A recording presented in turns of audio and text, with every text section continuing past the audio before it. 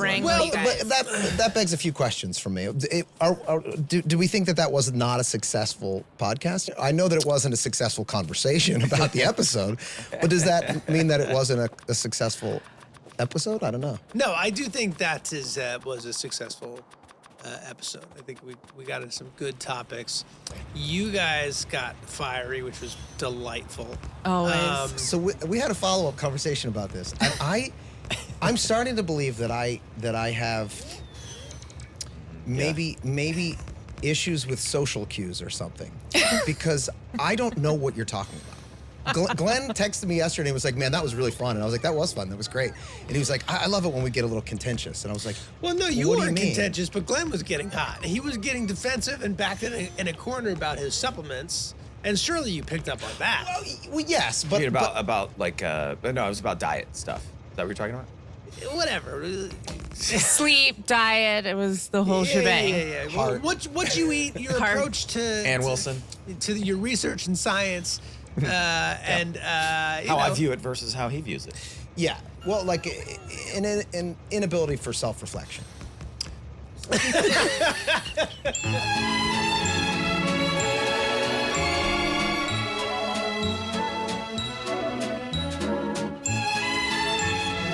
Pick a lane, man. Am I self-reflecting too much? Or am I thinking about it so too much or not basically, enough? are you telling me that you didn't pick up on this type of rhythm? No, I do pick up on that, but the difference is that it doesn't make me feel uncomfortable. No, it didn't make me feel uncomfortable either. I Yes. that it was delightful. That's I find it delightful. So Yeah. so then it doesn't feel contentious to me. But yes, I do recognize that he's defensive. I can see that he's getting hot already. Well, it doesn't feel that's good fine. to get picked on, does it? No, it doesn't. It doesn't. But for the sake of show business, you know, it's fun. Now, if you guys mind it at keep all. up No. this type of rhythm, are Mac and Dennis going to break up? How about that? Are you happy? Are you happy about a segue? I actually didn't want to do a Cue segue. me, cue me. I love this episode. You're going to say I love a good segue. I don't love a good segue. Do you want to They're set it up clunky. for us, Mara? clunky as Absolutely. hell. Today we'll be discussing Season 5, Episode 9, Mac and Dennis Break Up. It aired on November 12th, 2009. It was written by Scott Martyr and Rob Rosell and directed by Fred Savage. Do you feel as though you're like a little bit like on the chopping block? Like we're like, you better get your rhythms right here. Kind of the way you were just looking at me, I was like, don't fuck this up, Mara. I know. Should I do that over, you guys? You No. you tripped on a line. I noticed It was- that you I know, I looked up did. at Charlie. Yeah, you looked up at me. I know. I was getting like, See, it's a lot nervous. of judgment that comes from these two guys. fuck You yes. see what I'm doing? man, I'm with you. I'm in your lane. I'm in your lane. We demand excellence. Right. We don't always achieve excellence, but Yeah. we demand it. And strive for it. It's like, yeah. but- I demand excellence too, and then you come at me about it. You know, I demand excellence for my body and my health. Yeah. You know, so it's like pick it. Which is it? I know. Is it, you know what I'm saying? True. Like, what? True. If you were that in depth about, something show business related, like the types of cameras or whatever, I wouldn't give a shit. But Right, you'd be like, that's cool. when it Well, comes I into would say I think vitamins, that it's maybe funny. you got to an 8 or a 9 and you weren't able to take in the information that we were. I wasn't. No, I just questioning disagreed with it. Mara, I think you did a good job, by the way. Okay. I just disagreed Charlie. with it. But that's okay. That's all right. You know, that's all part of the deal. That's what happens. That's what happens when you get into, conversations about. No, I love I haven't it. had enough coffee today, guys. I tell you what, I had a bunch of coffee this morning, and I was having a little bit of a Charlie Tummy day, which I hadn't had in a while. Charlie Tummy day? Yeah, where my tummy was just like a little off, and I was like, you know what, maybe you don't need that extra cup of coffee. Did someone sneak today. some cheese into something you ate yesterday? I think there was some traveling, and there was some dabbling, oils, some cream. with some oils and some creams and some dairies that I normally would avoid, and and thought I got away with it, and it's not like it's like a time bomb, like it doesn't happen that day, like it's like 2 days later, it's like, hey man, remember me? I'm still in here. I'm still a problem. I've just been waiting to come out and how You fed me the oils. You fed me the oils. I needed it now, right? You think you're some kind of oil eating cheesemonger? You ain't. You ain't. Let me show you. You wish you were. Yeah. Well, we've now discovered that vegetable oils are often rancid, and so Toxic. I had a vegetable juice this morning. I thought about vegetable oil. you. I'm talking about vegetable oils now. Oh. Got to be careful with the vegetable Now, oils. They're rancid. I'm laughing, but and you're you can't- 100% right. I am. Because I'll go to a restaurant and I'll eat a food that I normally eat and it's fine for me. Yeah. But then I'll feel like crap after. I'm like, I can tell it was cooked with some kind of oil that my body's like, I don't know what to do with this. Because they cook it with the cheaper oils. They're cooking it with like safflower oil or sunflower oil. So, Glenn, when you go to a restaurant, do you ask like what kind of? Okay, No. all right. Just because I can't. There's only so far I can go. Yeah.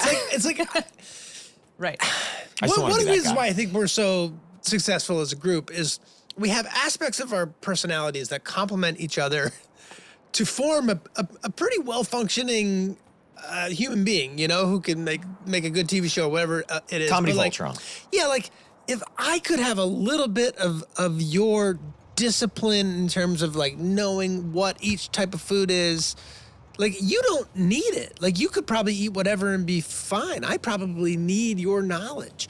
So if you could lend your knowledge to me, I don't want it. It's a little bit of a burden. If you could just download it into bit. my brain, I don't want to sit and listen to I it don't- at all. But if you could, Yeah. If you could just have it, if I could just have it, not have to actually go through it, go through the steps. know. But I mean, I don't want to give people the wrong impression. Look, I had pizza and chicken wings last night. Okay, so don't I don't want people to think that like all I eat is like, that I'm strict about every single thing. I'm not. I'm just knowledgeable about it. I like to be knowledgeable about it. Just to be clear, I was not coming down on you about. In fact, I praised down you. on me. I praised you for how much time, effort, and energy you put into lots of things. Mm-hmm.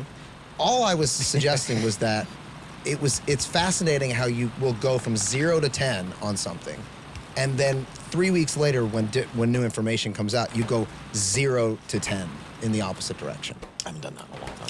I know, but I was pointing back in the past where that happened. That's all. I was a passionate young man, passionate about my health. And I did try being vegan for a while, and it just didn't work. It didn't feel good. I didn't like the food. I didn't feel as well as I thought it was. So I've tried different things, and like that stupid master cleanse, which God. We're all trying new things, and I think that's admirable. Like if you came in and said, "I'm doing this weird thing. I'm trying it.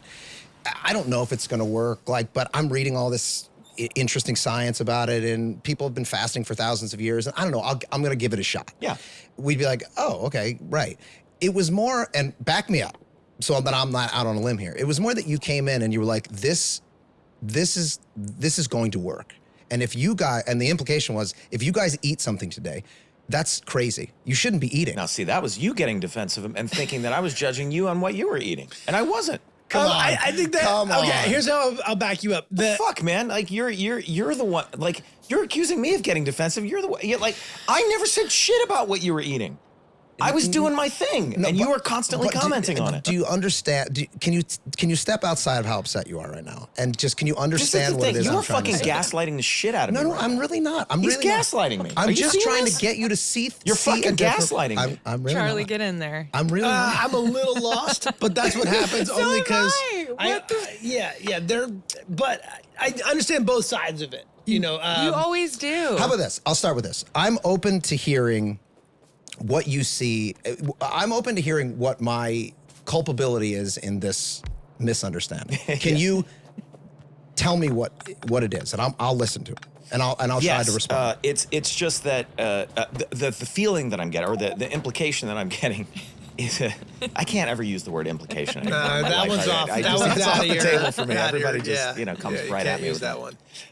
Is that I get so into doing a thing and then I judge other people for not doing it. I see, or that I I'm see. like, this is the way, and if you're not doing it, that's the thing that I got you. don't ever really remember doing. I do remember getting, very adamant about like, I do believe this is going to work. I don't think you can do something that extreme without thinking like on some level, like I hope think this that's is gonna work. what. So Rob's point that he's trying to make is, if I may, Sure. is I think what sometimes we found funny about it is It's definitely funny. is your confidence in it, right? Yeah, so, yeah. so just like you're just Yes, talking yes. about the oils or vegetables, Yeah. that you would have these things that you'd read, like the Master Cleanse. Yeah. And you would approach it with such confidence And conviction. and clarity. And like, I think because Not recognizing the irony that things are constantly changing. Things are changing, and my and shit's there's a constantly lot of changing. Yeah, I got you. pseudoscience and junk science And so then we didn't hear about it for years. And then when we'd say, hey, what about that Master Cleanse? And you were like, oh, that was fucking bullshit. And then we'd be like, whoa, like that was such a big swing. And I hear what you're saying in terms of like, once it seems like I'm projecting some kind of judgment, that doesn't feel good. I'm not judging how you looked at. I never felt like that I was being judged. Yeah, really? Sorry, go ahead. It was more. I'm just you trying did? Okay, because I that was the impression I was getting, was that you were, sort of, that you got the impression that I was coming in being like, well, because I mean, you said it. You were like, what you're eating is going to destroy you. I was using that as an example, not of judgment. I was using it as an example of an extreme point of view. Yeah. All I was pointing out is like the implication is that what I'm eating is going to destroy me because of how passionate you are about not eating what I'm eating. Yes. Yeah, and you're saying don't yuck my yum, and we're saying yours is no yum because you're not eating food. Well, I think the thing that I take a little bit of umbrage with was that I had this like that my conviction was so like if there was any conviction, it was like, I find this fascinating and I want to try this. Like, because I'm constantly trying to feel better. It's a little jab, and you're fine with a jab, but where you take umbrage, where you get defensive, and this is understandable, is when the jab starts to say, I know this is a fact about you, and you're like, wait a second. Yeah, it feels like I'm being misrepresented. And you're like, I'm the authority on me. Let me speak for me. Thankfully, I don't live in the extremes quite as much anymore. Although I do still gobble up all the knowledge. I like it, but I don't really remember it. You know what I mean? I remember bits and pieces. Like I remember I remember the application of it, but it's like if you were to ask me like, why do you take quercetin? I'm like, I don't remember. Then It works for you, and also then you can get into some sort of existential sort of thinking, which is like, you may be destined to have this approach to your life and incapable of taking, say, your approach or my approach. Like you're hardwired into you're just going to be doing this no matter what for the rest of your life. Different diets, experimenting on different ways of eating food, and that's just possibly going to be your path in this life. I don't know. It could be, but then every once in a while you gotta have pizza and chicken wings, which I did last night. Yeah, good. And it I'm was glad delicious, you are. and it made me feel. I'm glad you terrible. are. You seem more balanced when you're in that zone than when you're in a really dialed. Oh, for sure. Yeah. I don't think it's. I think it's like because the mental side of it you have to pay attention to too, right? So if you're so mentally fixated on and like rigid about what it is that you're doing, that's not healthy mentally. Mara, how are you feeling about your decision to sit in today? This is riveting. Well, we can guys. cut 50% say. of this. You know Wow, what I mean? we will be. Yeah. We've cut a lot of that already. Maybe I'm lost. No. I feel like this is what, but maybe it's just like what I'm interested in. I don't know. Like maybe what the audience gotta wants have both things. I think the fans are scared that Rob and Glenn are on the verge of breaking up, but they're not. That fascinates me. So we can That discuss. truly fascinates Well, me. I do think- do people not navigate conflict on a daily basis? No, they don't. Not like Really? you do. They don't. No, they really don't, dude. They But how really do you don't. grow? How do you learn? How do you have a capacity for conflict that other people just don't have? And I think it's what makes you successful. Is you're totally comfortable navigating conflict. You don't see conflict. You don't conflate conflict with negativity, right? Or negative outcomes. You conflate conflict with a positive outcome. And I think a lot of people avoid conflict because it does get uncomfortable for people. I grew up in a household where conflict was not really something that was navigated, right? So I had to learn, and I actually have credited you in my life, like with Jill, for helping me learn how to navigate conflict and helping me learn not to conflate conflict with negative outcomes or that conflict is inherently bad, right? In the same way that like I had to sort of teach myself the difference between confidence and arrogance, because I think it's easy to conflate those things too, right? Like, and there is a massive difference. And I do think that like, I think conflict is crucial in a friendship, in a marriage, in a relationship, to be able to navigate conflict, to be able to have conflict and not have it be, and not like, have it be like, oh, this person disagrees with me, or that I'm being misrepresented, and therefore I categorically can't be their friend or their, spouse anymore. Well, it takes practice. It's not. It's not. It's always uncomfortable. It's not like something anybody seeks out. Yeah. But I don't know. Well, I think on some level you do, because I think you enjoy it. But I think. Well, I enjoy solving an emotional problem or distance. But yes, I don't. I don't enjoy. I don't like. No, you don't want to make people feel bad. No. That's not what I mean. I don't mean to imply that. I just mean. But you like debate. You like debate. He likes. Yeah, and I think interesting conclusions come out of conflict, right? You change somebody else's mind about something. You change your own mind about something, right? You're working through stuff. It's the only way to really work through stuff. Well, this not to steer to the show. We don't have to go into the show, but like I do feel like when we are at our best is when we have navigated an episode that we have been conflicted about. Yes. Mm-hmm. And we have pulled something out from each other that we don't naturally go to or have, and we have forced each other to go to that place, and it makes a more well-rounded, better episode of television. Yeah, I agree. As you said, the comedy Voltron of it is such that often you have a very strong point of view about how something should go, what a joke should be, what a story point should be, and so do you. And sometimes they're the same. And that's easy. That's fun. Most of the time, probably. I think they're the same. Yeah, yes, actually, that's true. Yeah. And then when it isn't, it's like you guys are kind of battling it out. And I'm usually sort of going like, okay, yeah, you know what, maybe we take some of that and some of that, and there's a way to kind of mix and match it together. What's so interesting is when it isn't, and then we force it through whatever lens it goes through, and then it becomes a thing that the three of us all agree on, so that we're in the editing room knowing, no, you're cutting it wrong, it should be this, right? Like, so it becomes a thing that we all have a mutual vision on. Usually there's not usually a ton of arguments by the time we get to the editing room, and even now, like, the arguments don't take on the same sort of intensity that they used to in the early days. But that never felt like conflict. That felt like creative searching. Mm-hmm. Conflict feels a little bit more like this conversation about a personality trait. Yeah. No, but sometimes in terms at of least, when it feels uncomfortable. Yeah. But either way, no matter what, it's never comfortable. You don't seek it out.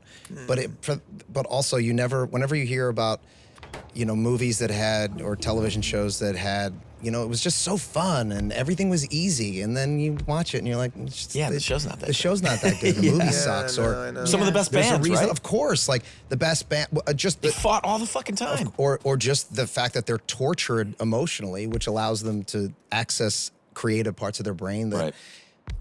And also, like, the greatest and strongest relationships that you have in your life are with people that you have insane amounts of conflict with. Yeah, for and sure. Hopefully you navigate those. Yeah, I'll bet you one of our highest rated episodes of the podcast, the more people would listen to, would be an episode where the four of us, picked our favorite episodes and then fought each other as to why this is the best episode of Sunny, and you are wrong, and I'm going to plead my case.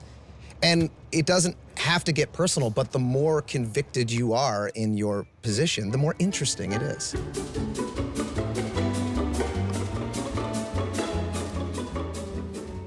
Hey-o! For all you New York and Philly creeps, we've got some great news for you. We are bringing you the Always Sunny podcast live. Philly, we will see yous at the Mann Music Center September 23rd. And New York City, we're going to see you on October 12th at Radio City Music Hall. Head to thealwayssunnypod.com now for more details and ticket info. Do not wait to get tickets. They will sell out. Oh, yeah. See you there.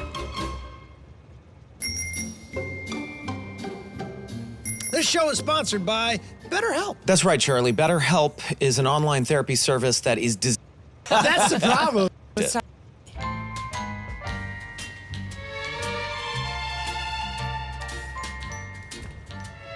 How'd you guys feel about this episode? I loved Let's it. talk about that conflict. I hated it. Did you? No. I know. That's the problem. Is It I was think we great. generally agree on which episodes we like, but this episode was very good. It's so good. Because it was just about you guys' interpersonal dynamics. By the way, I was watching it being like, okay, we took both these characters in this direction for the rest of the show after this episode. Yeah. It's also just, don't know if you guys were feeling this watching it too, but it's wall to wall jokes. It's very Like, Yeah. it's never not being funny. Like there's like, you know what I mean? Even like the only thing that, and even this is funny because of how not funny we played it. But like when we get into when I come back from the video store with Transporter 2 and we get into like, it's sort of overtly comedic at first. And then it just turns into like a real relationship fight. melodrama. Yeah. Yes. Like Yeah. it turns into, and we play it like I remember us talking about this on the day. Like this is Yeah. going to be funnier if we play it like a drama. Yeah. Yeah. You know? We have that scene transcribed if you guys want to Want to act it Recreate out? act it Sure. out. I think that, like, from a performance standpoint, that episode is really interesting because it is played mostly like a drama, and not going hard at laughs. And then there are so many laughs throughout, just with what you're talking about, like the apple seeds and the apple skin, and just incredible. Why does Mac peel your apples for you? He doesn't like for me to eat the apples with the skin on it. He says the skin's loaded with toxins. Okay, well, good news. Mac's not here. I know he's not here, and that's why I need you to do it for me, please, please. Oh, Jesus. Just eat it with the skin I on do it. not like it with the skin, Dee. I'm not allowed to eat it with the skin. I'm not allowed. Oh, my God. All right. It's just a whole episode about like massive codependency too. You know, just how Well, incredibly. it's simply about how we all relate to one another, and then the conflict within. But it is so low stakes, like scheme plot wise. You know, there's no big like. Well, it's high stake. It's high emotional stakes. High but emotional there's no, stakes, yeah. There's no story really. There's no wacky. No, There's- it's that's not that you plot heavy, guys it's feel just that- tension, and then One guy wants to watch a movie. Like that's my Yeah. whole thing. Like Yeah. that, you know what I mean? Like it's yeah. yeah. But not really. What you really want. Yeah, what I really want is, a friendship, companionship. Yeah. You know, someone to watch a movie with. Yeah. Have you guys ever had a dramatic friend breakup in your real lives? Dramatic friend. I haven't had dramatic. I want to hear your point, your thing with this, because I think like any friendships that felt like they weren't working for me, I just would try to figure out how to make them fizzle out. You know, I was never comfortable going to a friend and being like, I don't, you know, in some form of I don't think we should be friends. Right. I never done that. see this more. Not to generalize, I'm actually speaking of like specific people in my life, but I find that women tend to have big blow-ups and like friendships and way more than men. Whereas men will just like stop hanging out. Yeah. Right. It just ends. It just sort of ends. And there's not as much drama behind it. Right. But it depends on the guy. Like, I have some male friends that I know that do have those blow-ups and always are having tension with one another. And I'm always like, oh, that's interesting. It's not me, but like certain people I know in my friend group, I'm like, wow, they're always kind of having a fallout with this other person, and they are having those things. Was this episode based on a friendship breakup? Like, do you guys remember conceptualizing this episode and how it came about? I remember somebody. Didn't it start with the cat in the wall? Yes, it started with cat. Started with the cat in the wall. It did start with the cat in the wall? I think so. and it built out from there. And it built out from there. Yeah, I'm kind of in the middle of something with my cat right now. Oh, okay. Well, yeah. I like cats. Let's bring him into the mix. Can't do that. He is in the wall somewhere. He's in the wall? Yeah, I think he got into the wall. Wow. I think it started with you guys breaking up. I feel like someone pitched that was a funny idea. It was both. It was both, because what we often do is we'll have like, okay, cat in a wall, that's a card, right? And then Mac and Dennis break up, that's a card, and then we're looking at it and we realize like, well, what if that's the same, story? Yeah. Which is kind of a fun thing, like, because the two don't inherently have anything to do with each other, but Here's one thing I remember finding so funny on the day when we were filming it, but I don't remember if it was in the script or if we were just pitching it to you. Is you is me telling you that I'm coming over and you telling Caitlin Charlie's coming over and her saying I don't care, and then you having to be resigned and say, yeah, I don't care either. Yeah, that was an on the day thing. It was, right? Yeah. Yes, Oh, yes, that man. was not in the script. I remember finding that so. There's a lot of Just Martyr, one extra lot term. of Martyr and Roselle in here. The Mara the whole, Roselle's like, all over apple skin toxins feels Yeah. like those guys. this. Yeah, totally. I love when you call you're talking to Charlie, or when you go, it's what he does. It's what he does. It does. That's what he So funny. Yeah. And the cold open too, like calling Caitlyn a cat lady, and then the way you guys walk out with your. Yeah, you do a little. We were that was because Spider-Man. it's because we were doing a whole other bit that got cut. I think that's Big Trouble in Little China. Oh, It was Big Trouble in Little That's China. what we're doing, Yes. where the guy Shoots shoots the lightning bolts. bolts out. Yeah, of the it. guy with the hat, the guy with the Yeah. giant hat. Yeah. What Big Trouble in season Little is the China. gang dines out? It's a couple seasons 9. later, right? 9. I believe it's 9. Up to 9. Okay, because that's going back into that dynamic Yeah. between the two of you guys, which is so fun.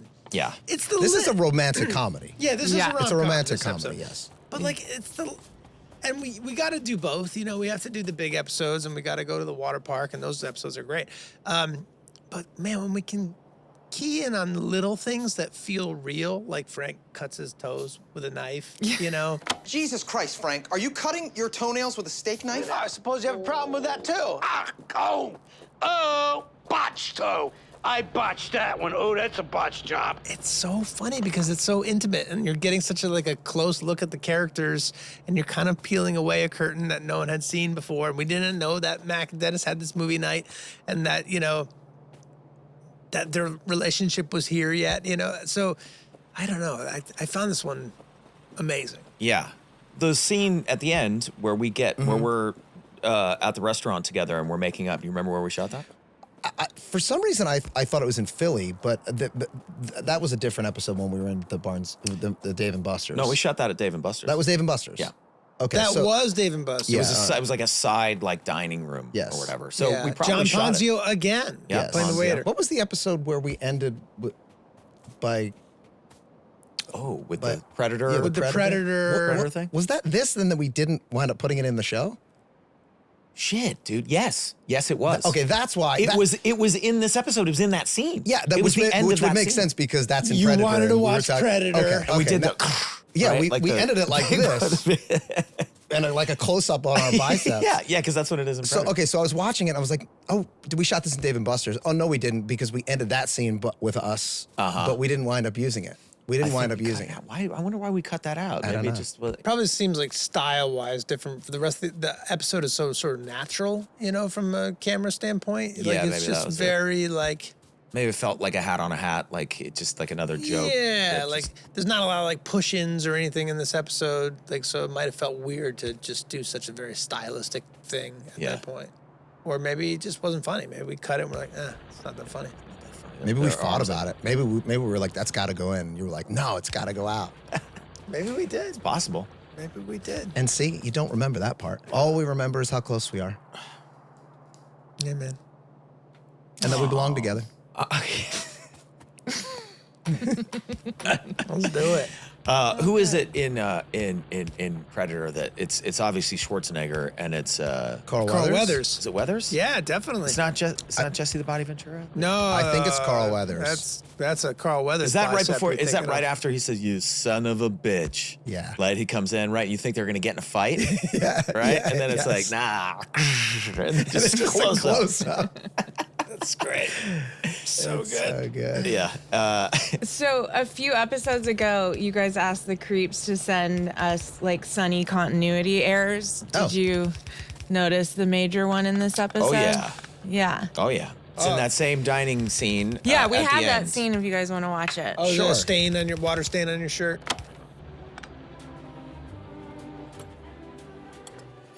Oh right, the big-breasted woman. Yes. Mac is very straight in this episode. Sit down. A very.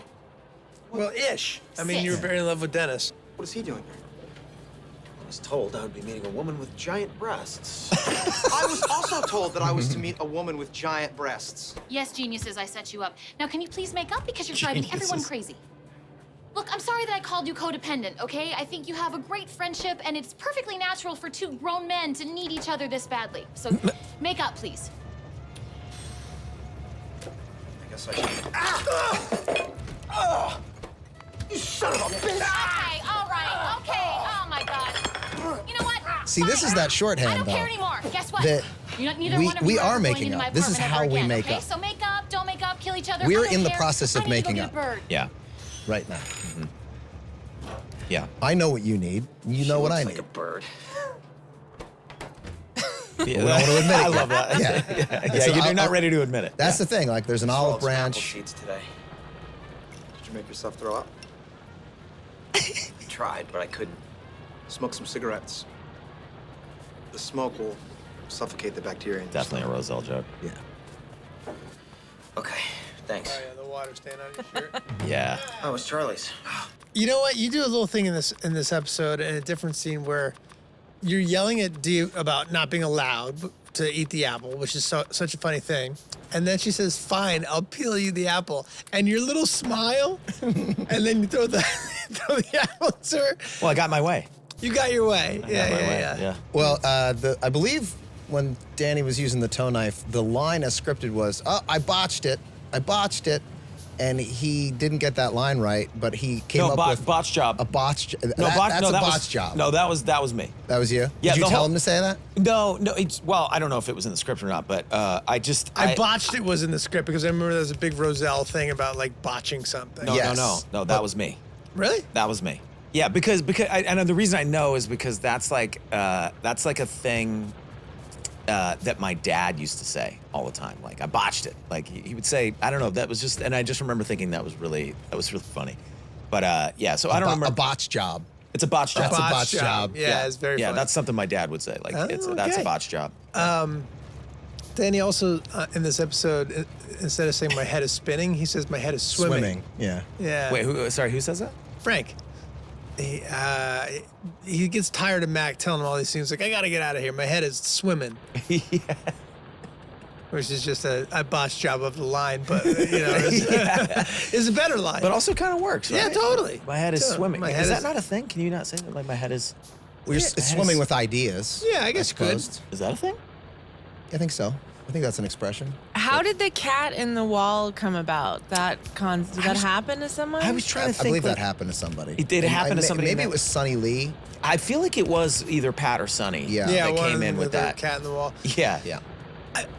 I remember being irritated on the day about how wide the wall was. That the wall, when we break the hole in, should have been half the depth. Oh, you So- mean that there was too much room for her to It's climb a in? huge hole. Yeah, well, yeah, but goes there's back. too much room for her to climb in. It's too thick a wall. Like, Yeah. Why she would should there have be had that? to really shimmy in sideways with barely enough room. Yeah. But what are you gonna do? I love that. That's what you did. That was your. A lot of that cat you work picked up on. on Sunny. A lot of cat Cats are work. funny. Cats are Yeah. funny. Cats are funny. Cats are Dogs funny. are funny. You know, birds are funny. People can relate to them because they have cats. You Yeah. know? Yeah. Whole episode's about an iguana. You can't really relate. Yeah. You're like, You're like, I don't know. She lost her iguana. It's funny, but I don't know from iguanas, so it's actually not a bad idea. it's not bad. D gets an iguana. Put it on the board. Goes up on the board. So Mac tries to go over to like take things over at Charlie and Frank's place. Have you guys ever had like a controlling roommate that kind of made you crazy? This is probably based on me. I mean, your frustration with me. As a roommate? No, not as a roommate, as a partner. Like coming in, I think the joke was that it's my character, but it's like partially me, like coming in and being like, well, now we're gonna do it the way I want to do it, and I just keep like Yeah. telling Frank and Charlie the way that they're gonna live, and there's like some benefit to that, but mostly I'm just a pushy asshole. Do you remember the amount of conversations about the Cheeto fingers on the wall? Oh, wait, I believe that this is a product That was a integration. product. Oh, integration. yes, it is. absolutely And is. Cheetos is a Cheetos product integration. wanted that, like, loved the Cheeto finger thing. Like, they wanted it, right? Wasn't that a big thing where they were like, I think it was the opposite. It was that they didn't want. That was what they didn't want. It I- was like that's the one thing about our that makes product. more sense. But for some Yeah. reason, I remember them being like, and if you could really talk about the Cheeto fingers. But Maybe. Yeah. That'd be cooler. yeah, we got a little plug from Cheetos. So that Yeah. was fine. It felt like easy to do. Yeah. Yeah. Well, that's one of those things where like it's less distracting if it's somebody's holding a bag of Cheetos than something, it's like a knockoff thing. It's Yeah. clearly a movie brand or whatever. But again, we didn't get any of that money. That went straight to the network.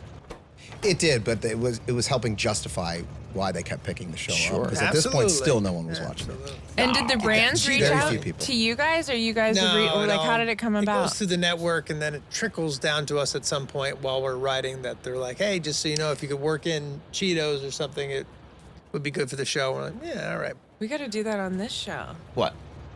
product placement. Product integration. Absolutely. Mention it all. 5-hour energies. Yeah. Did you have one today? I had one this morning. Yeah, I got up at 5 a.m. Is there? I want to try that. I want to try one of those. Try one. Well, we should do it on the pod, and you should talk about how you feel. You should drink a feel free and talk about how you feel. I mean, I should drive like a vintage Mercedes around and just see like what, like, you know, like how does it handle? You know, how does it, you know, put the top down, cruise around. That's a big one. That's a big ask. That's These a big are so ask. comfortable. Yeah. These shoes, they're just. Oh yeah. There you Hey go. everybody, I'm is, TV's Michael Jordan. Let me send Rob McElhenney some shoes. Do you guys remember video stores? Oh yes, Yeah, right? Blockbuster course. World. Remember that? I'm What was so your... petty that the day that Blockbuster announced bankruptcy I was elated. I hated Blockbuster with a passion. Why'd you hate Why? Blockbuster? What Because Blockbuster would not carry the Campfire DVDs Stories? of It's Always Sunny in Philadelphia. Why? They did not carry Sunny. Fuck them. them. and They did their not carry Sonny. corporate assholes, man. What was... Why?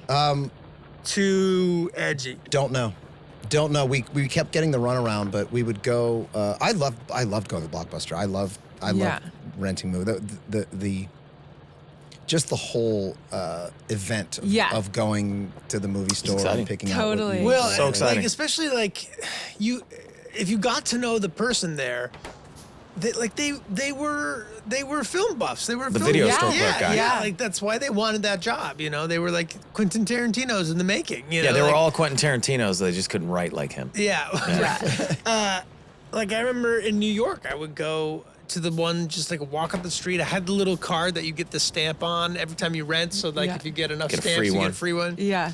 And just sometimes the person would suggest movies and you would take it home, you'd watch it, and like, I'm so glad this person suggested this movie. I would have never found this otherwise. Yeah. Yeah. Then they invented the internet, ruined everything. Totally. Then the internet ruined Then everything. the internet Yeah, ruined they'd everything. have like 21 copies of the new release and you'd like run and then they'd all be gone. You're like, no, Yes. go to the front desk. Like, are there any back here? Yeah, There and was it something- did create a sense of anticipation, Yes. and it made it an event. And then you had to wait. If you missed out, you had to wait until the following weekend. And I also Totally. loved having a thing like in my Yes. hands that you could like, you know, open it up and like there were sometimes yeah, cool artwork, or you'd be like, oh, look, this one has DVD extras, and and people talk about like the choices and scrolling, and sometimes you get caught in that vortex where you're just It's too scrolling through and much. not choosing something. That would happen in Blockbuster Yeah. too. Oh, yeah. You would just walk around. Option I just don't paralysis. know. Yeah, I Section don't know to which one I should get, section. but for some reason it was more exciting. And then if your mom or dad let you, you'd get all three. You know what I mean? You'd be like, can we just get them all? You know what I Yeah. mean? Like, get all the Police Academies. keep them free. Every single one, son. We got to start with one, otherwise we'll be lost. Did you guys have one movie that you rented like over and over again that you can remember? Definitely the Nightmare on Elm Street movies. Those were I your rented faves? those over and over and over. I was obsessed with those movies. I don't know why. Do you Because they gave me Do nightmares. you ever have a memory of a movie that you would see every time you were in there and you'd think, maybe I'll get that, but I'm not yes. going to get it? And you did it like 50 times. Do you remember what movie? Prizzy's Honor? Are you fucking kidding me? No way. No. Are you serious? Or do you remember me saying that to you one time? I feel like this No, I remember conversation that. has happened We may have before. had that- this conversation. Pritchie's Honor No, I conversation remember. has I happened. remember that it's possible that we've had this conversation before. But we did have this conversation. Okay, all right. Yeah, you But guys- I do. That- But I do. If it just so happened that was the same movie, No, that no, would have this been. But that What was is the one of movie? those. What did you say? But I think it resonated because I Prizzy's think Honor. that was one of those movies that like. Still never seen it. No, I've never seen it. I don't even know who's in it anymore. Like I don't think- even remember. I think Jack Nicholson's in it. Sure. Yeah, but that is one of those movies that I saw like a million times and just never. Walk by, he's on the cover. Yeah. You're like, maybe. Never and grabbed then it. You just don't Oh, grab that blew my mind there for a second, but yeah, now I'm thinking I that feel like we've we already did had have this conversation, and we may have yeah. had it on the podcast. Do you guys remember at becoming the age where you're starting to be more sexual, right? And then you're like, you're in the Blockbuster and you're like, do you think we could get like porgies or whatever? Like, you know, like just be like, maybe, okay, we'll definitely rent the one that our parents know that we're allowed to rent, but like maybe we could like, Slip in a Porky's? yeah, slip in like, switch the DVDs. I don't know. I remember that, you know, probably like 12 years old or something like that. I don't Yeah. remember. I mean, I watched a lot of horror films like back in those days. So like, I feel like there was always There was always that in I've been horror catching movies up back on in the my day. horror films. I watched X. So I saw Pearl first, and then I saw X. Is Pearl a prequel to X? Yes, but it seemed like you needed to see Pearl to understand X. But that's just the way I saw it. Anyway, I loved them both. Just like Transporter. Sure. You'd be You lost. have to have seen the first Yeah, one. yeah. if You can't transport straight to the second one. I wonder if that, well, you know what? I think maybe that came from the fact that I remember actually that I did do that. I watched Transporter 2, and I'd never seen Transporter. And I remember thinking, like, am I going to be lost? Like, yeah, totally. and then realizing almost immediately, like, that's ridiculous. I'm sure I won't be lost. I'm going to bet you can watch any Jason Statham movie across his entire catalog and not be lost. And not be lost, yeah. As long as he's in it, Sure. you'll be fine. Yeah.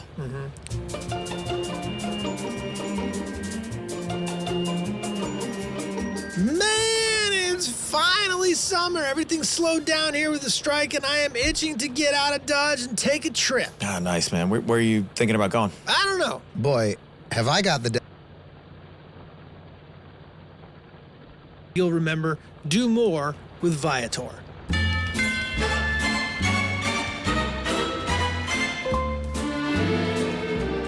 Well, did we do it? I think we probably covered it, you know? That's probably it. Yeah, for that. anything else about Are you the guys breaking episode? up or are you staying together? I think we'll stay together. I think mean, we'll stay together, yeah. Friendships are a complicated thing. You know, they're a living thing. I do think you guys should do the scene just because it's so iconic. The fans love it. Okay. The fans love it. Let's do it for the fans. Okay, perfect. All right. Hello. Yo, where you been? What do you mean, man? You know what? Actually, why don't you guys switch? So then that way, we can just cut between these two cameras. You know, because my looks to him aren't going to be good. He didn't like that. My looks to him aren't going to be good. You know what I mean? Yeah. He didn't like that. He didn't like that. Okay. He's going to text me about it later. My tummy don't feel good. I don't feel Oh, no. Oh, I'm sorry, Charles. Take a big crap. Here's your water. Here's your water. All right, here we go. All right. Hey, yo. Where you been? What do you mean? I was getting the movie. Yeah, but you weren't answering any of my calls. I've been sort of calling you over and over. Yeah, I was having a conversation with the video store clerk. Yeah, but I texted you 911, dude. That means it's an emergency. Yeah, I saw that. What was the emergency, Mac? Well, I couldn't get in touch with you, dude. I almost called the police. The emergency was you couldn't get in touch with me? I mean, that's a little bit of an overreaction, don't you think, man? Yeah. Like, what? Like, I was gone for, what, an hour? I mean... Well, yeah, but I thought we had a deal, you know? You would check in with me every once in a while, and then that way I would know that you're okay. Oh, okay. Well, all right. Well, yeah, I'm okay. Can we watch the movie? Yeah. Great, sure. Okay. All right. Good. Transporter 2. Yeah. I look, man. I know you wanted to see Predator again, but I feel like, we've seen that like 30 times in the last 2 months, and I thought maybe we could mix things up. Video store clerk guy said that this movie was awesome. So. The video store clerk guy, I feel like you won't stop talking about him.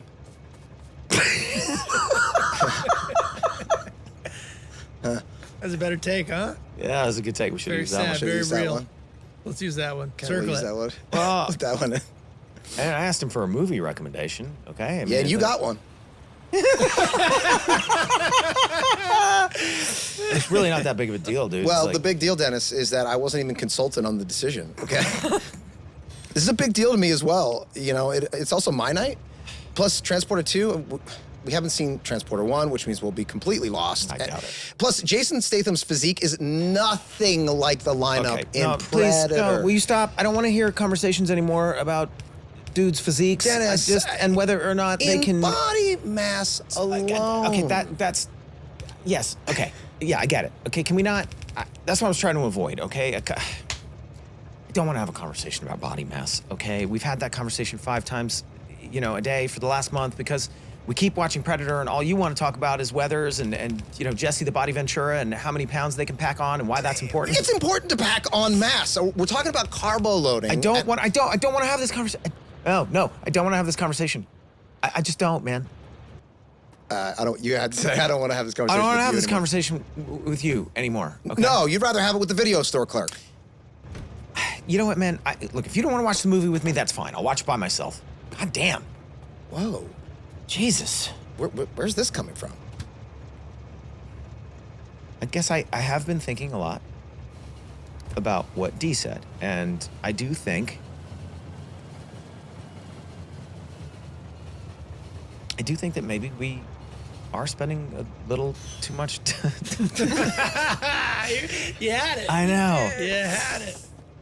I do think we are spending a little too much time together. I can't look at you. I can't look at you. Well, what are you saying? I feel like, okay.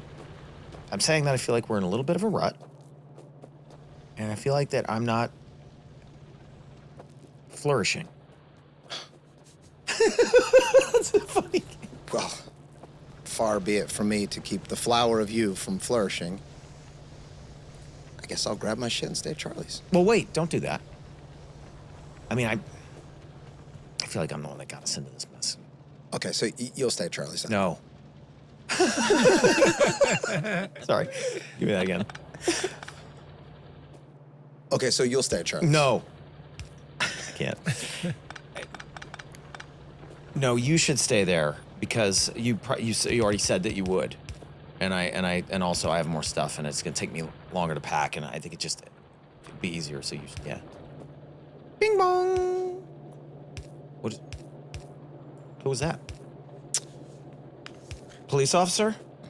Hi, I'm responding to a missing persons report. I'll pack my things. Wait, is the line? Did we mess something up? Well, something caught me, and I feel like it caught me today when I watched it too. When you stop him, do you say no? Don't do that when he says he's gonna go stay at Charlie's. Is that what was scripted? Yes, yes. I think the idea was it was like, no, don't do that. It's not your fault. You shouldn't have to do it. And then the reality of having to stay at Charlie's hits me. You're like, well, so you'll stay at Charlie's? No, like no, you're right. No, yeah, no, you should. No, you didn't let me finish. Don't do that right now. Give yourself 5-10 minutes. yeah. 5-10 minutes to cool down. And then pack your bag. And then pack your bag and go to Charlie's. Well, it was a good take, fellas. It was a good episode. It's a great episode. It really is wall-to-wall jokes. I encourage people to go back and watch this. Unlike this podcast, which was not wall-to-wall jokes. But podcasts are different than sitcoms. Our podcast is not a situation comedy. It is. And if it is was a slice of conversation, a slice Hopefully of it's life, an interesting conversation. An interesting conversation for the kids at home. Well, thanks for sitting in, Mara. Absolutely. How do you Thanks feel for about having me, having sat in? guys. Do you feel like you were happy you did it, or you're like, God damn, why'd I do that? Why did I? put Guys, I'll myself in that take any minute I can be with the three of you. Oh, that's very sweet. Delightful. That's so sweet. Thanks That's very for sweet. having Well, me. we like you. spending time with you as No, well. you guys are the best.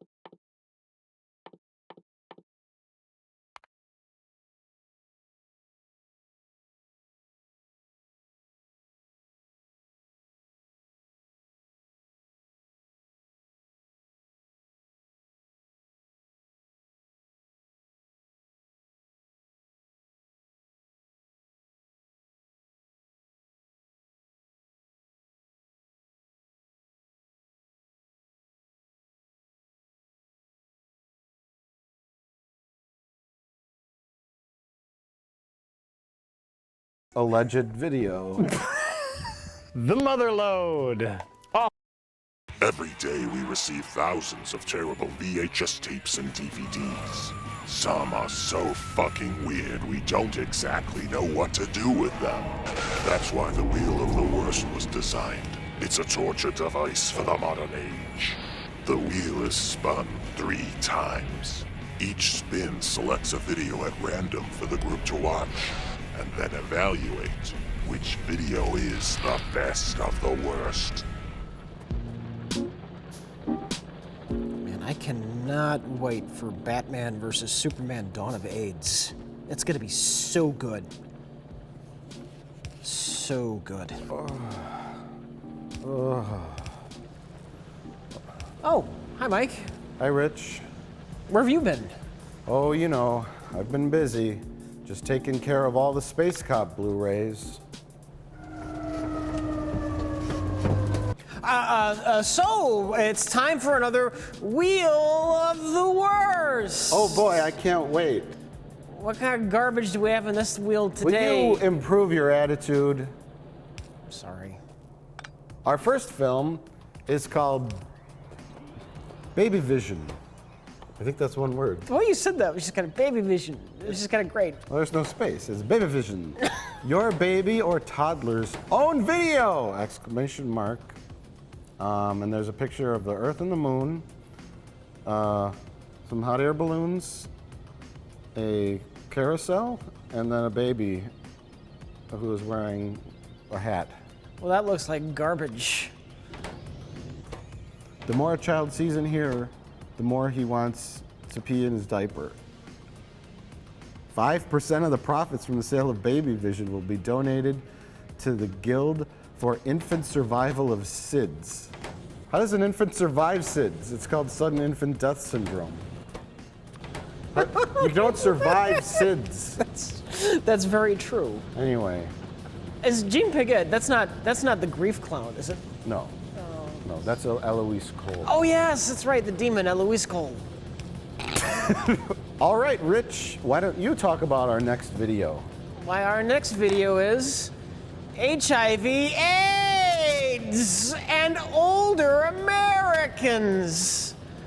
A collaborative project between the Office of AIDS Research, NIH, and the National Minority AIDS Council. September 2001. September 2001! Everything about this video is a disaster. Oh my Lord, a lot of bad things happened in September of 2001. Now the title is HIV/AIDS and older Americans. Now it doesn't say HIV/AIDS, older Americans with HIV/AIDS. So is the first half of the video about HIV/AIDS and the second half is just some older Americans just doing some things? I think it's about like 85-year-old men and women who are taking care of dying AIDS patients. Okay, so HIV/AIDS and older Brought Americans. you some soup. Chicken soup? Chicken soup will cure everything except AIDS. So HIV/AIDS and elderly Americans is a video about Charlie Sheen.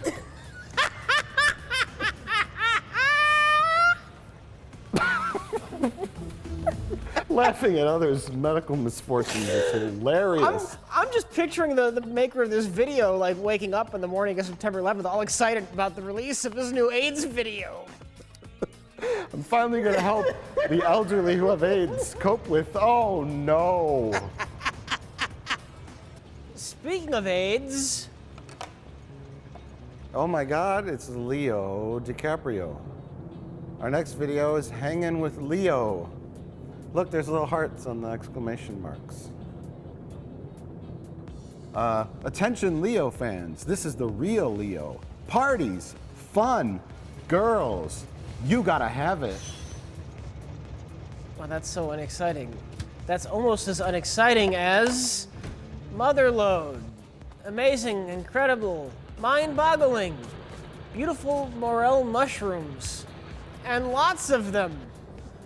With North America's #1 morel expert, Larry Tree Lonick. I can't wait to learn about those mushrooms. Our next video is called The Singles Guide to Oh, Los Angeles. A singles guide. Sunglasses? Sunglasses, a faded Face. cover. You could tell this videotape was stored on a shelf that was in direct sunlight somewhere. Featuring Eva LaRue, Martina Castle, Robin Lynn, and world-renowned gourmet Paul Wallach. Well, that just sounds amazing, Mike. Show off! How to be cool at parties. Stunts, tricks, and gaze? Gaze to amaze your friends. And gaze to amaze your friends. Starring Malcolm Jamal Warner, forgotten star of The Cosby Show. Stunts, tricks, and gags to amaze your friends. Gags! It's really kind of a weird font. That makes much more sense. Starring Malcolm Jamal Warner of The Cosby Show. Well, speaking of Bill Cosby, our next tape is How to Seduce Women Who Aren't Aware of What's Going On. By Bill Cosby. By Bill Cosby. Wow, how to seduce women through hypnosis. Seduce. Yeah, I doubt this tape would fly in 2016. At the point where you're willing to hypnotize a woman, why not just use the roofie? You know, exploding varmints! The crown jewel of our wheel. Now, this is a rare occasion where I actually have the back of the box printed out, because normally we can't get them off. So they're on there with cement. They're on there pretty good. Oh no. Oh no. If you are a hunter who likes a lot of action, Bill Cosby, then you will want to see exploding varmints from your favorite easy chair. Experience the excitement of exploding so many varmints, your shoulder will ache. Your shoulder? I guess you're furiously masturbating. I really don't know. And see why we call this video Exploding Varmints.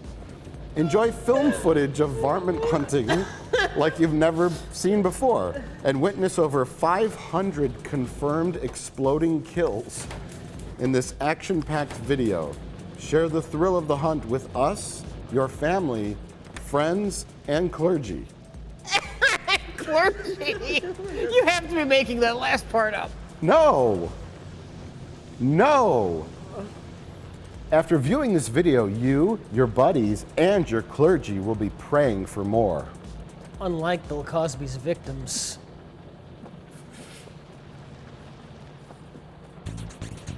Okay, Mike, it's time to spin the wheel! Here we go, here we go.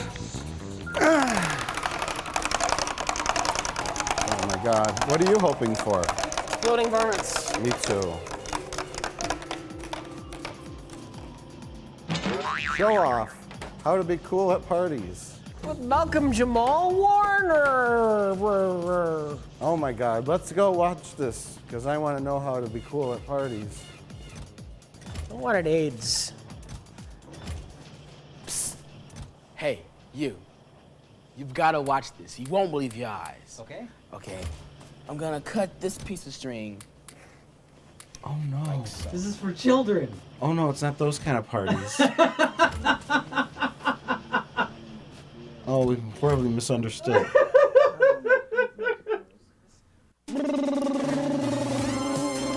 Show off! Cool stunts, tricks, and gags to amaze your friends. Oh my God!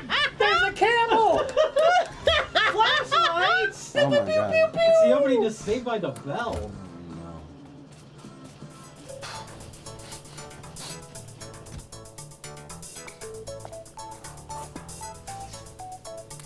I'm going to show you how to do this. Like somebody brings that thing out like at a party. Watch this. Now, if you get down here and you still have a ways to go, you can fake the rest of it with your upper body and your head like this. Or just kill yourself. Jay, this guy didn't kill himself. Oh. He was a failed prop comedian from the early 90s. Good. Ironically, he fell down the stairs. Broke his neck.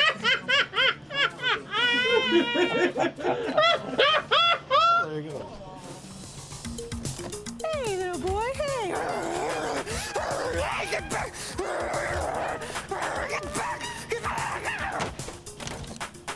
Now, how does he do that? The secret to this one now is to pretend that you have a dog. No shit.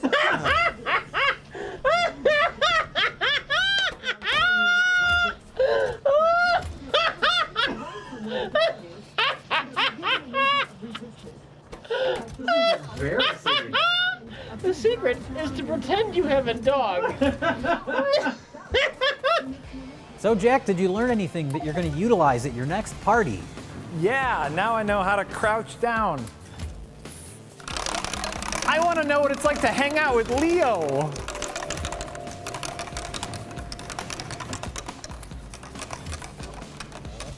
Oh, mushrooms!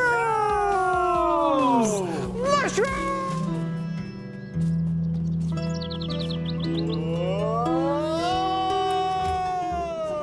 Like a shitty horror movie font. What if this is like a horror short, disguised as a get to know your mushrooms video?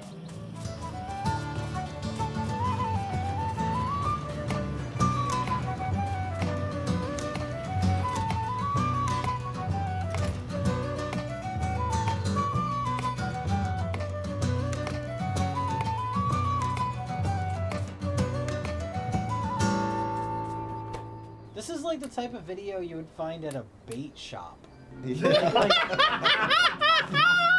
Yeah, except there'd be information in the video. We're on like, the page. no, like, you know, where like hillbillies come in to get their bait, and they buy this video about mushrooms. And I love the excitement. Just a few friends out there in the woods, getting so excited and yelling out when they find the mushroom. Bob, I found your mushroom!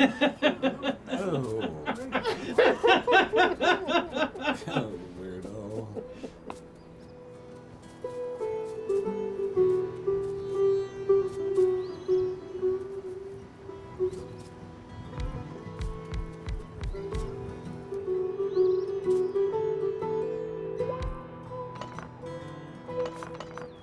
This is like pervert camp.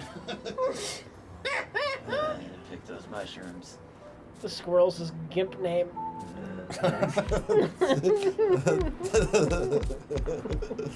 Well, Jack, the last couple of videos, those were duds.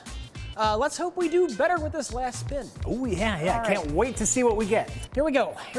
I'm praying for exploding varmints. I'm hoping we get more Malcolm Jamal Warner. Well, maybe we'll see what the wheel decides. Absolutely. And let's go.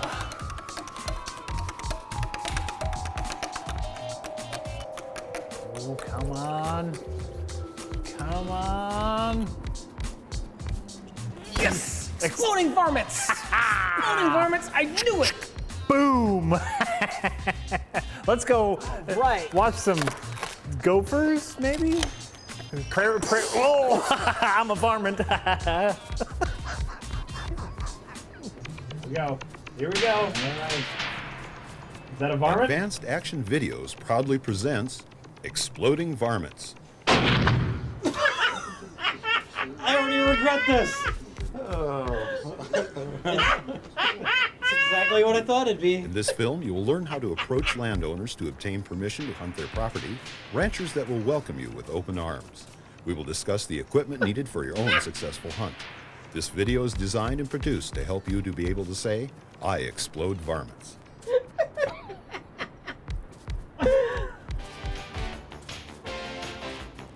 Wait, there's a varmint. varmint. Is he gonna explode? Yeah! Are those some prairie dogs? No! Oh no! It's a little prairie dog! Oh, it's still alive! No, he's moving!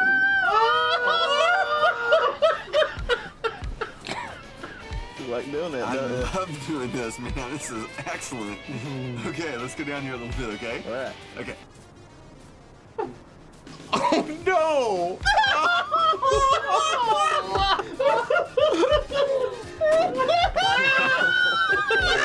Man, that was good.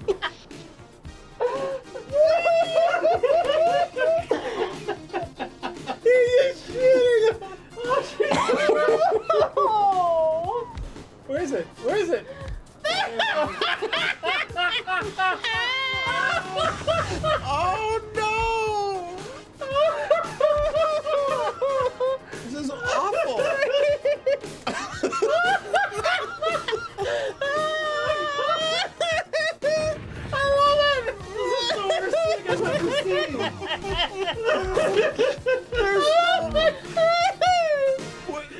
are they going to talk about getting permits?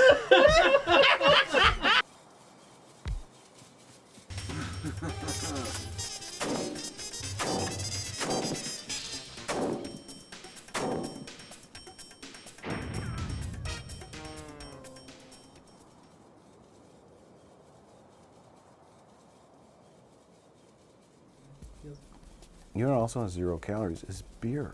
Oh yeah. I don't think that's true. They say they're empty calories, which is good for you. Oh, I guess If it's empty, that's like That's you know, like you 0 think- calories. Yeah, exactly. It's the same thing. They're empty. They can't make you any fatter. Drinking beer is like losing weight. I know. I thought you were just drinking water from Flint, Michigan. Hey-o! Topical. It's already out of date by the time you watch this video. So we've spun the wheel of the worst today. Yes. And we got the worst things possible on the wheel of the worst. Very similar in strange and disturbing ways. As we always find a common theme. Yes. Usually find a common theme between the terrible things we watch on this terrible program. The motherlode and exploding varmints are living proof that any psychopath can run a video camera. Now, Rich, tell us all about our first film, Show Off, How to Be Cool at Parties, starring Malcolm Jamal Warner. Oh, thank God, we're getting me out of the way first. This is Malcolm Jamal Warner. What's his name? Malcolm Jamal Warner.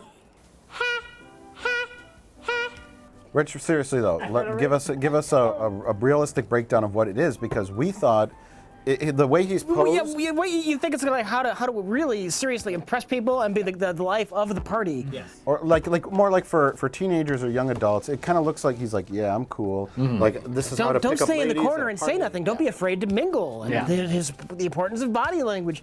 Instead, it's just like put your finger on your nose and go. "Mwah, mwah, mwah."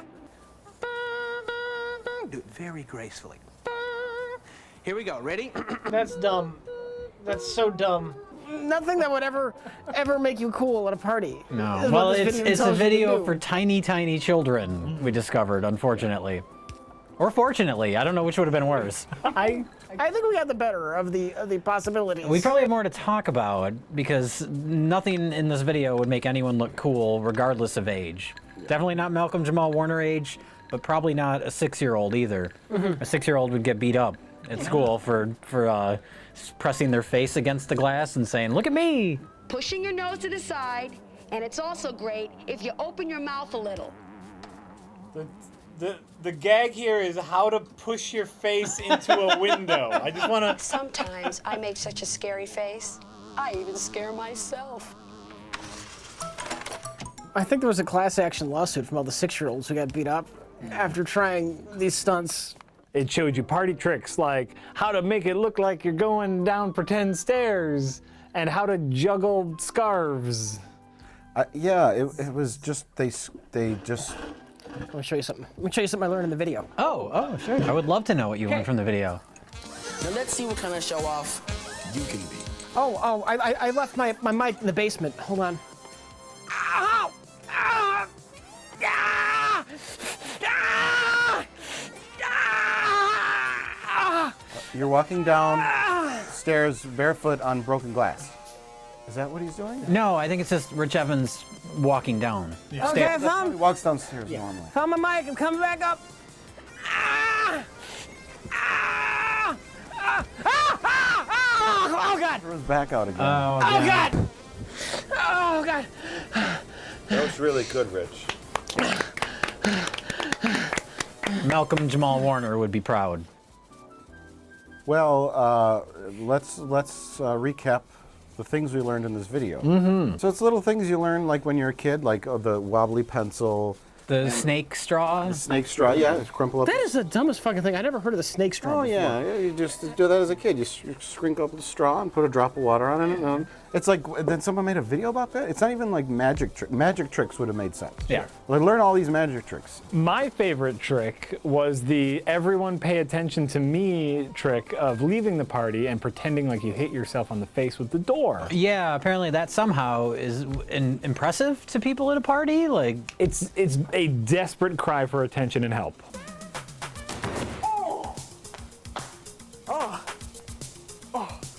How is this going to make you cool. You know what's the problem? Here's the problem. I just thought of it because you said it. If you do that when you're 7 or 8 or even 9, your friends laugh. Sure. But when you're 4, you don't go to parties. Do you know what I mean? Yeah. What 6-year-old goes to parties? Yeah. It's just it should be called show off, impress your friends.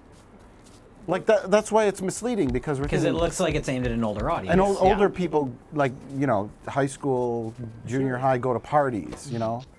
Or maybe they're using party as just like hangouts. Maybe every time you hang out with people is a party if you do those tricks. Maybe you've gone to really boring parties. Did you ever pretend to slam the door in your face? Well, the weird thing is, I mean, I've been to a lot of children's birthday parties. Yeah. And the weird thing is I still go to them.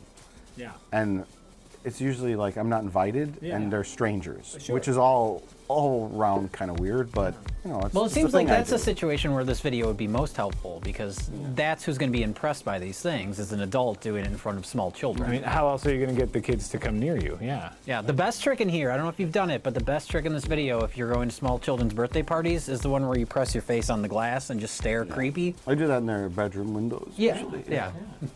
I don't know. I like kind Sometimes of I like. play hide and seek with little kids, but for me, it's just hide. And usually it's in a shallow grave, and you're somewhere in the woods. To go back to pressing your face against the window, that was the entire trick. Oh no, they ran out of anything even remotely Jack, clever in the first 5 please do minutes. the air quotes better because that deserves air quotes. They do the entere trick. Are those air quotes, or are you having a stroke? I've never learned how to do air quotes. You don't need an instrument to play along with your favorite recordings. Just learn a few expressive moves and let it rip. It's great at parties. He's teaching you how to play air piano? Oh man, This is really stretching it. He's teaching you how to do this. this would kill at parties. I mean, you'd be the most popular. Now, do you think Bill Cosby taught Malcolm Jamal Warner a trick? You know, which dry cleaner to use for the sweaters? You know, because he was so well known for his sweaters. Yeah, that's what he's most known for these days. Still, is the sweaters he would wear on the Cosby Show. Taught him how to eat a Jello pudding pop. Yeah. Yeah. You stick a roofie in it.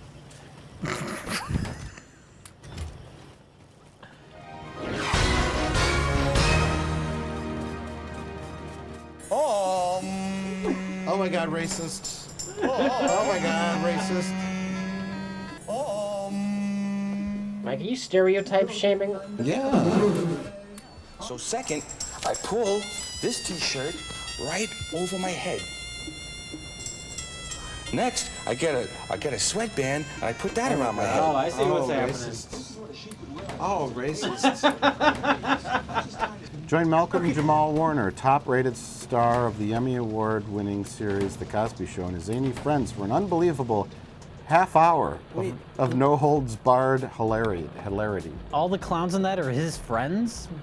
I don't think so. That's the quality of friends that Malcolm Jamal Warner keeps. He's friends with Jake Busey and an elderly man. A middle-aged bald man Yeah. that should not be going to parties for children. These people are famous here. This fast-paced comedy variety show features the talents of Nickelodeon's own Fred Newman, madman magician Friedhofer, comedians Frankie Pace and others performing and demonstrating the best cool tricks, stunts, and gags.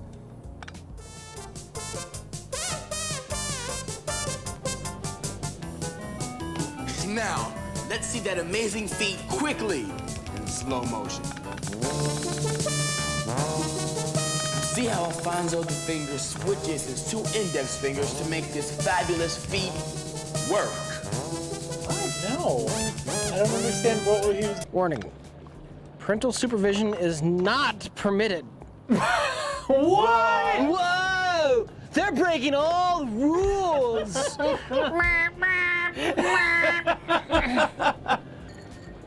I hate this video. It makes you want to take a shower. This is bottom of the barrel as far as It's not even about rape. You know what I mean? It's just. Wait, first of all, no, I don't know what you mean. Yeah. Do you think the how to trick women into sleeping with you through hypnosis video is more or less sleazy than this? Oh, wait, that wasn't what we watched? That whole bit about the pencil? Well, what's the point of the whole video? This is we've talked about the whole like the boom of VHS where they were just putting out anything that they thought they could sell, and that's all this is. It's just ill-conceived, ill-produced, and probably very, very poorly received. It was probably a disaster. It put. I'm going to assume it wasn't received. Nobody has seen this video except for us. It ruined Malcolm Jamal Warner's career. It's a great party, but how am I gonna top off? This is the worst party I've ever been to, Malcolm Jamal Warner. Now, Jack, tell us about this alleged video. The Mother Lode. Author and expert Larry Trelawney takes you into the forests and fields across North America in search of wonderful morel mushrooms in massive quantities. And he's found and filmed them more than anyone's ever seen. I believe that. I believe that is a true statement. Filmed them. Morel? Morel. Anyone? What?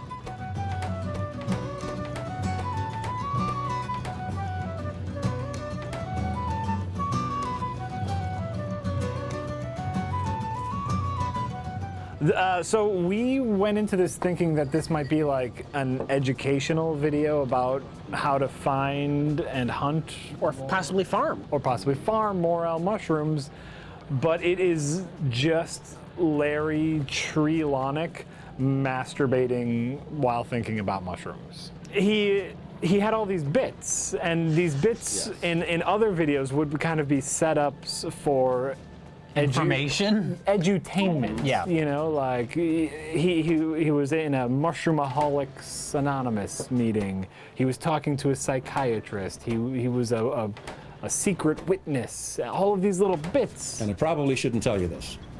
Now you are disguising my voice, right? Okay. Got to make sure. So all of these things should have been setups for education about morel mushrooms and why they're so great and where to find them and how to pick them and all that stuff. But it was just him talking about how much he loved them and then footage of them.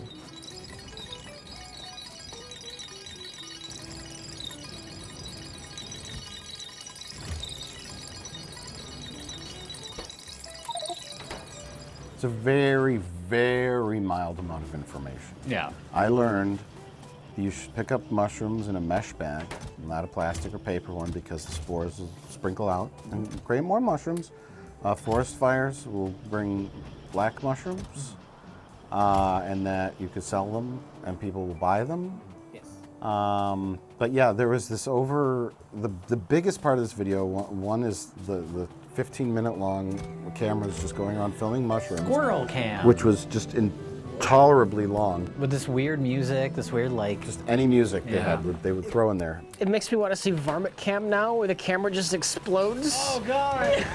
Let's not bring up exploding varmints yet, Rich. We're not through Mother Lode. Although I wish we were. But yeah, he has this, he's like this boring guy. And I guess I looked him up online. Thank God he's dead. No,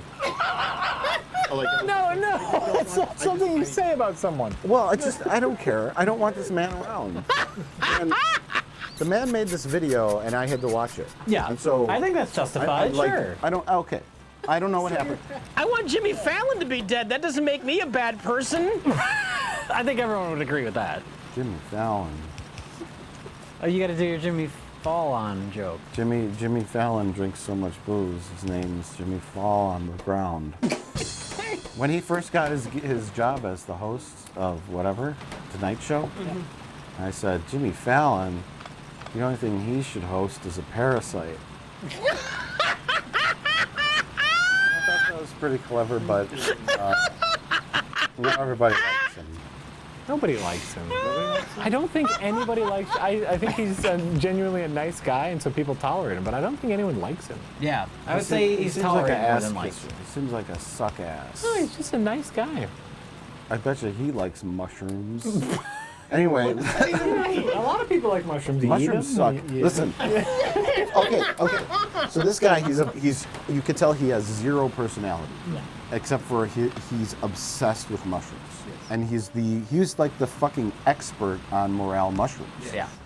It's just like mushrooms are great. I love them, and But I mean, at the same time, I'm gonna add some comedy to this. Yeah. Isn't it funny that He goes to a therapist. Yeah, I love mushrooms so much. Which has a twist at the end. Yeah, it gets a little dark at the end. And then there's like this joke, which we don't know if it's a joke, where he's comparing mushrooms to the drug trade. Yeah, I get it. She pays a lot for the mushrooms. Yeah, it's very funny. Everything's That guy's got a gun. Jesus Christ. It's the mushroom apocalypse. I think it's supposed to be funny, but it's executed like it looks like a home movie. Executed very poorly. Yeah, there's a part where they're like weighing the mushrooms or whatever, and then the camera just awkwardly pans down to just a gun.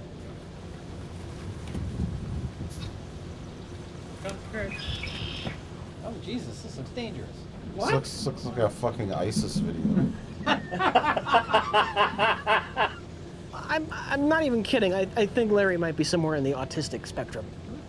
This is not a man Can't who. say that. What? You said Why that not? before, and everyone freaked out. I don't give a shit. He's autistic. It's autistic shaming. If people freak out, well, I don't know, grow a fucking backbone. Learn to take a comment that you don't like and not freak out. Get laid. I'm Rich Evans. I've gotten laid. You can do it. Oh. I'd rather watch the Motherload video again than think about that. It was a Motherload video. So here's the important part. What were your 3 takeaways from the video again? When you pick up the mushrooms, put them in a mesh bag. It helps the mushroom community by spreading spores around. They're valuable, and then every year in Southern Illinois, they have a mushroom festival where someone turns on a fire alarm, and a bunch of rednecks run into the woods to grab mushrooms. Well, they run through a golf course into the woods. Through a golf course, ruining someone's game by kicking the ball, and then into a field where there are possibly mushrooms. And then they have mushroom auctions afterwards, when apparently there are mushrooms everywhere that people are just gathering off the ground, yet they have auctions. Right. So, but here's the takeaway, is if you paid attention at the end of the video, Get a Spore Boy bag and use it, and tell people. he talked about these special mesh bags that you can buy. Oh, I thought you were talking about the part where he killed his therapist. As a Is that your psychiatrist, I professional usually advice? don't advise this, but I think you should kill yourself. It's not usual, but in your circumstance. I'm writing you a prescription for a rope. Oh my god. Oh jeez, I thought he was gonna take his out. Wait! Oh my god! Oh my god!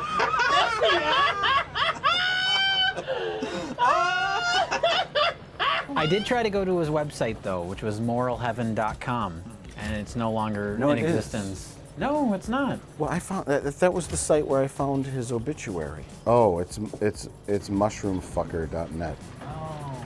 No, sorry, moralmadness.com. Larry Lonick passed away in Missouri in 2003, known as Tree, Spore Boy, the Mushroom Man. Larry was the world's foremost authority on morel mushrooms. He wrote the first book on morels. A man who loves mushrooms. Larry's body was cremated and his ashes spread in northern lower Michigan on land where he hunted mushrooms. He loved mushrooms so much he wanted to like intermix with their spores and create more mushrooms. I'm sorry, I didn't hear any of that. I got lost in thought. I was thinking about just beating somebody's head in with the back end of a rifle. What? What? Perfectly normal. It's perfectly Where normal. did that come from? I don't know. It's just there. Where you find one, you usually find more. But where are they? Is there a pattern? Did you miss any? Are they over the next hill? What side of the hills are they on? I don't know. Why don't you kill yourself and find out? So, like, lame sense of humor, but you get the sense that he just really loves mushrooms. Yeah. He's just trying to express his love for mushrooms. It comes across as a vanity project, but there's no, I didn't get any sort of like sinister, I'm going to take advantage of people vibe with this by the release of the video, unlike Show Off. So, I don't know. No, he loved, and I'm sure like this. I'm sure this went over like gangbusters at these mushroom festivals for people who are just nuts about morels. And he sold tens of copies. Yep, people loved it. They could watch the footage. Ooh, look at that morel. Oh, that's a big one. Oh, it's bigger than a can of Mountain Dew. Whoop-a-doo! It's weird that like subcultures, like especially very, very specific ones. People that love a specific type of mushrooms, or people who love exploding varmints. And we have 2 videos about very, very niche. Very niche. Somethings. And we are a niche subculture of people who enjoy bad video cassettes talking about even more niche subcultures. It's a cycle. So our fans are interested in both AIDS and 9/11. What? And Star Wars. Star Wars, AIDS, and 9/11. The big 3. The big 3. AIDS! I bet that got a laugh out of somebody.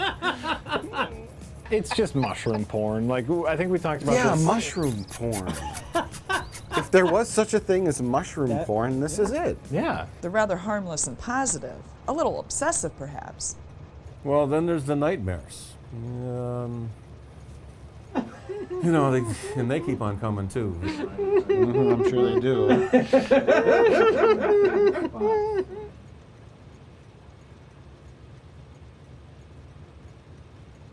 Jay, the most anticipated video of all time. I think that was Shoji, because we haven't seen this before, but This would have been the most anticipated video of all time. And it delivered, kind of. somehow we landed on it, which was pretty amazing. That, I'm yeah, really you happy know, that we did. 1 in 8 chance, right? Yeah, really, it was. What did you think of Exploding Varmints? Or not, what did you think of it? What is it? Jay, tell us what Exploding Varmints is, as if the title is not clear. Much like the Italian film Pieces, it's exactly what you think it is.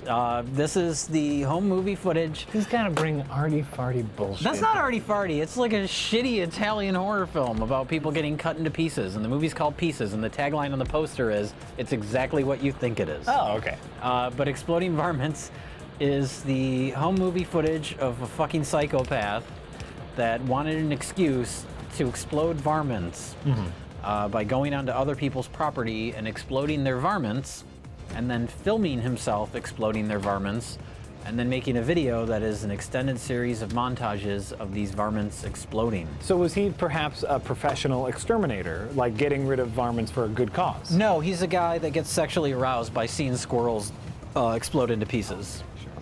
Maybe did people hire him to get rid of their vermins? No, he just asked, can I come on your property and make these little animals explode?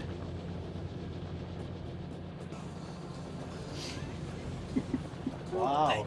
I just can't believe this is the video.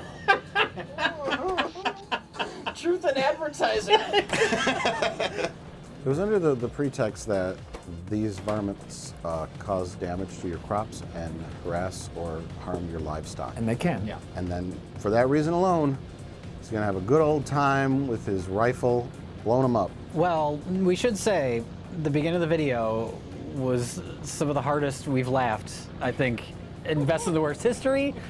I've never seen anything so horrible and cruel that I've also laughed so hard at. Well, can we talk about how horrible we are?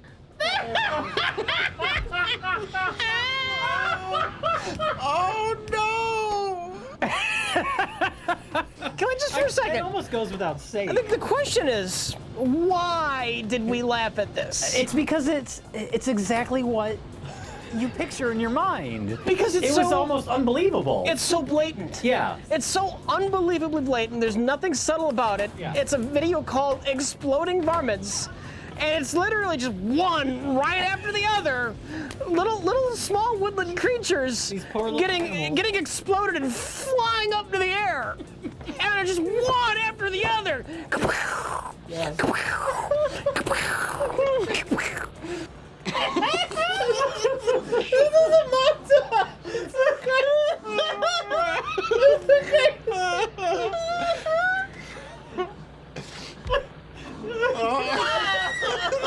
That's so funny.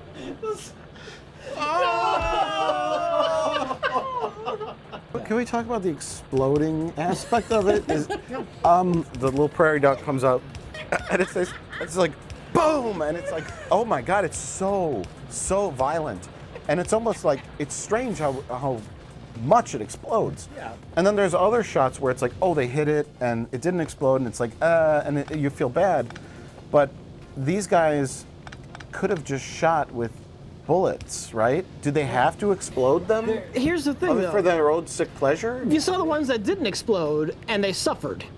Oh, you think it was humane? No, I think this man just wanted to It blow was up more humane varmints. to make him blow into 50 pieces. It just so happened to be that the crueler thing to do was also the more humane thing, because at least it was quick. All right.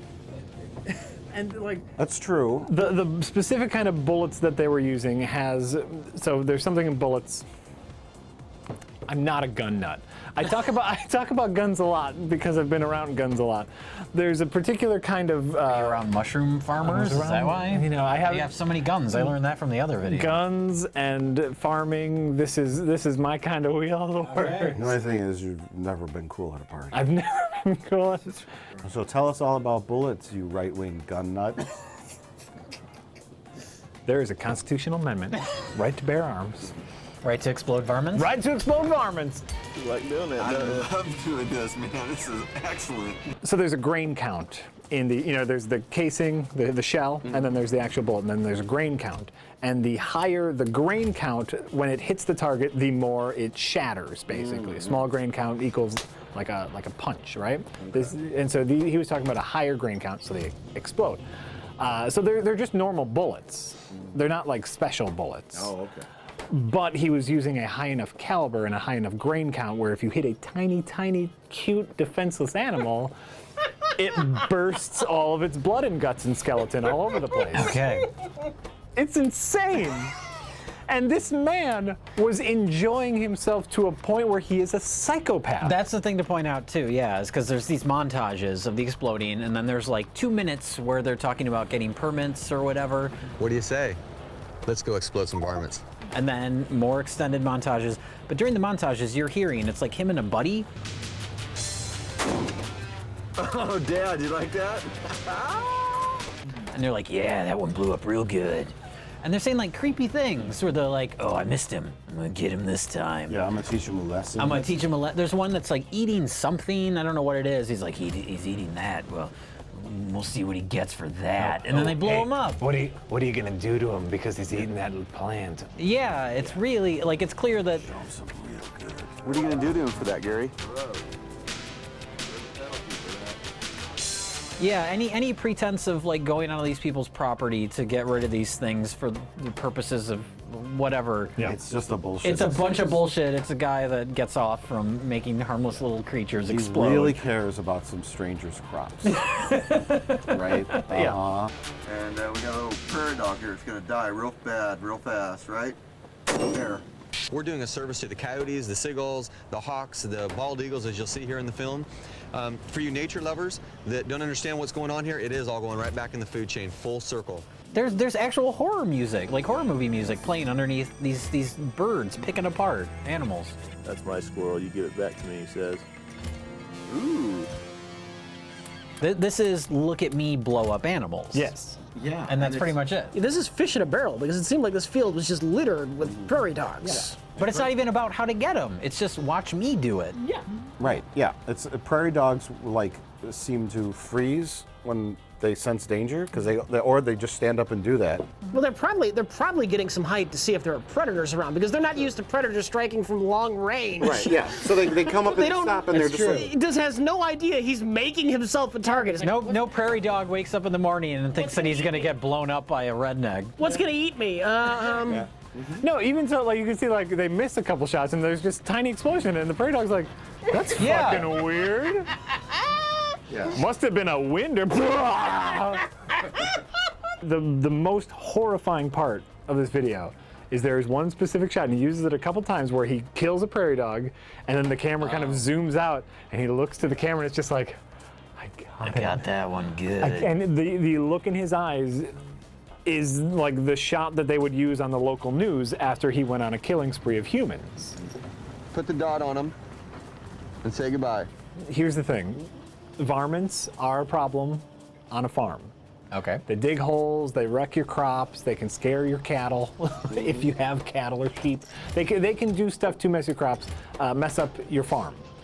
But normally farmers know how to deal with them and or hire real people that will get rid of all of them and not leave bloody carcasses all over your crops. Yeah, I was thinking that there has to be a different way of protecting your crops and livestock from varmints. I'm sure you can't put a fence up. I'm sure they're very clever, and we'll figure out a way in, but there has to be some other way. Not only different ways, more efficient ways.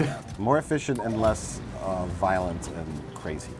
No, you know what? I think actually this man is worse than that. He's the Patrick Bateman where when he was just sitting on the four-wheeler giving a spiel, he seemed like a very nice and personable man. There's something going on in those eyes, but yeah, he looks like a normal person. He looks like a normal person. I bet he comes Well, up we and- even said before we knew what was going to happen in the video, you see him first, and and we said like he sounds like a lawyer, like you said that, I think. He didn't sound like a typical redneck. He didn't sound like a dumb redneck. He sounds like a lawyer. Well, this was filmed in Northern California, so they're not going to have a Southern accent. Sure, he'd sounded but a I mean, he little more. looks like he's got himself together a little more, and that's where the Patrick Bateman comparison comes in. We also like to shoot our 22s. Everybody likes shooting their 22s. I have a different loadout when I go hunting people. Comedy, laughter, right? Laughter is when you're surprised by something usually. Like the punchline of a joke is something unexpected, and your brain deals with that by releasing that energy into laughter. That's science. We were laughing so hard at this because we could not comprehend that it really existed. Yes. And it is a straight up... Not because we love cruelty to animals. No, it is 500 shots of animals exploding, exactly what is advertised, and we were not expecting that. Right. Why would anyone do this? This is exactly what I pictured this video being in my head, like as a joke. Yeah. It is literally just that. Well, it's now the time of the night where we pick the best of the worst from the wheel of the worst, which is a very difficult task. Oh. More so than usual, because we have 3 terrible pieces of shit that we watched that should never have been put on a VHS tape, ever. Rich, your pick for best of the worst. Oh, wow. You know you have to say exploding varmints, and you have to be the first one, too. Yeah, I know. This is cynical and horrible. This is somebody doing something he loves. This is something somebody does because they loves in a cynical and horrible way.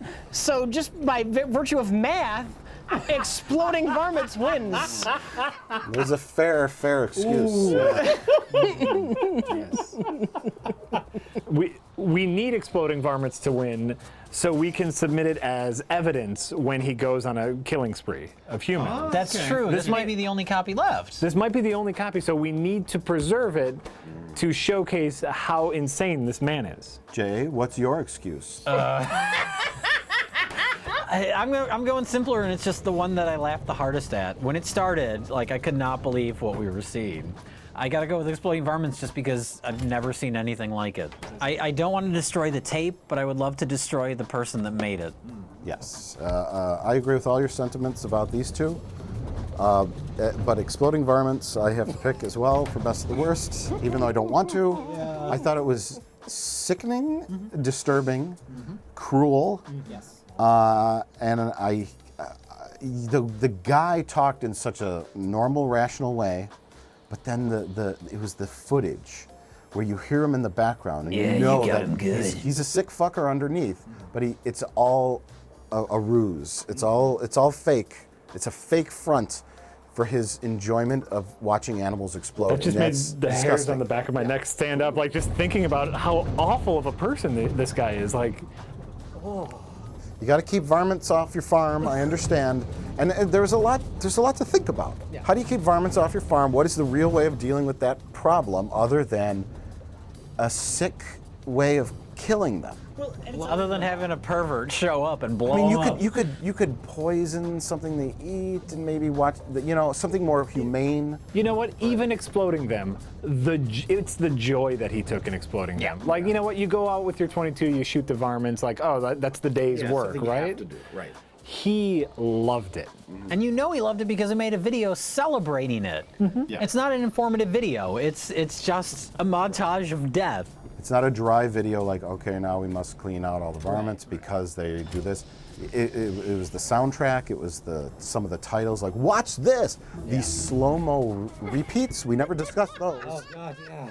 How they enjoyed watching the thing explode in slow motion and did it over and over again. Clearly, he enjoyed watching animals die, and that's sick. It's a sick person.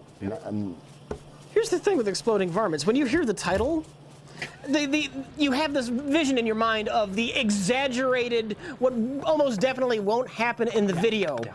And the actual video exceeded it. You're like, oh, wouldn't it be crazy if it were literally just varmints exploding one after the other? and then you put in the video, and it's that and worse. You know, I think you're all being a little bit too negative. You know, after watching this video, I kind of want to go out and maybe try shooting some varmints. What? I'm sorry, I was just thinking about hitting somebody in the head with the back end of a rifle. Oh, again? Where is this coming from? I don't know. Oh, It's a wow. little weird. I think you should speak to the therapist in the Motherload video. Well, you can't because he killed her. Oh, yeah. We never got to that. He suffocated her, or He put a blindfold on her. BTK'd her. Yeah. I don't know. I don't want to destroy anything today. Do you guys? Let's just end with a montage of exploding varmints. Okay. That can be done. Take it away. Take it away, rifle guy. Okay. I'd add silly music, but you did that already.